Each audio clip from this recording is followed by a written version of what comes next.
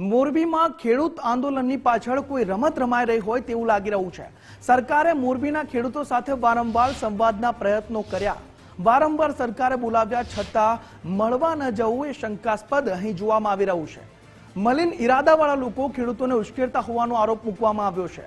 આંદોલન પાછળ ઇરાદાપૂર્વક અરાજકતા ઊભી કરવાનું એક ષડયંત્ર ચાલી રહ્યું હોય તેવો આરોપ પણ અહીં મૂકવામાં આવ્યો છે।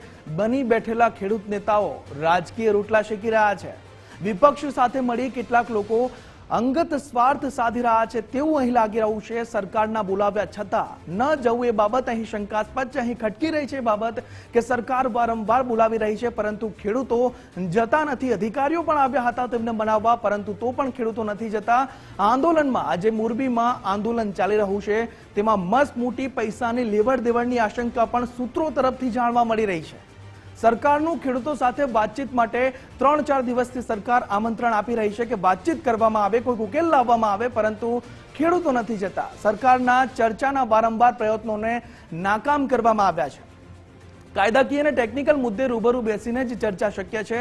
સામ સામે બેઠા વગર કોઈ પ્રશ્નનું નિરાકરણ આવી શકે નહીં, પરંતુ સામ સામે બેસવા ખેડૂતો તૈયાર જ નથી। આટલા દિવસોથી તેઓ આંદોલન પર બેઠા છે। हमारी साथे गुजरात फर्स्टना एसोसिएट एडिटर धर्मेश जोड़ाया है। धर्मेश, आज मोरबीमां आंदोलन चाली रह्युं छे खेडूतोनुं आटला दिवसथी। सरकार तमाम प्रयत्नो करी रही है तेमने बोलावाना, परंतु खेडूतो जता नथी। आ एक षड्यंत्र होय एवुं लागी रह्युं छे के शुं? ચોક્કસ નવીન કહી શકાય કે મોરબીના જેતરમાં છેલ્લા 12-14 દિવસથી આ આંદોલન થઈ ગયું છે।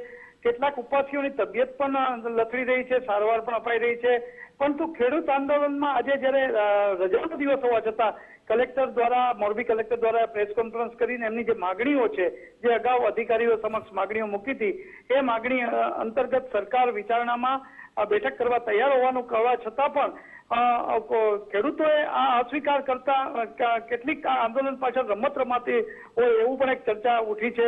કારણ કે સરકારે મોરબીના ખેડૂતો સાથે વારંવાર વાત કર્યા છે, પછી ધાર્મિક સંસ્થા હોય, સામાજિક સંસ્થા હોય કે સરકારના પ્રતિનિધિ હોય, વારંવાર ખેડૂતની છાવણીમાં પહોંચ્યા છે જેત પર, અને વારંવાર સરકાર બોલાવવા છતાં મળવા નથી જતા।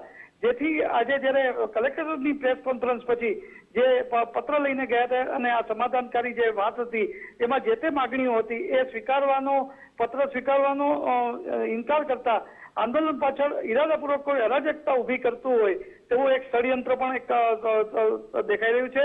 અને કેટલાક બની બેઠેલા ખેડૂત નેતાઓ રાજકીય રોટલા શેકતા હોય તેવું પણ ચર્ચામાં આવી રહ્યું છે। વિપક્ષ સાથે મળીને કેટલાક લોકો આખો અંગત સ્વાર્થ નથી સાધી રહ્યા ને આ સવાલ પણ ઉઠી રહ્યો છે, કારણ કે સરકારને બોલાવ્યા છતાં ન જવું એક મોટી શંકા રહે છે। આંદોલનમાં મોટી પૈસાની લેવડ દેવડની પણ એક આશંકા કેટલાક સૂત્રો કરી રહ્યા છે। આમ જે કઈ કાયદાકીય અને ટેકનિકલ મુદ્દે રૂબરૂ તો બેસવું જ પડશે, અને એ અંતર્ગત જયારે આજે બપોર પછીની જે ગતિવિધિ મોરબી કલેક્ટરની પ્રેસ કોન્ફરન્સ રવાના અને એ પત્ર સ્વીકારવાની ના અને સરકાર સાથે ચર્ચા કરવાની પણ ના કરી, એને કારણે આ જે આંદોલન છે એની પાછળ કોઈ નવી રમત રમાતી હોય અથવા કોઈ મલિન ઇરાદો હોય તેવો પણ એક ચર્ચા ઉઠી છે। જી બિલકુલ ધર્મેશ, આપની સાથે જોડાવા બદલ આભાર આપનો।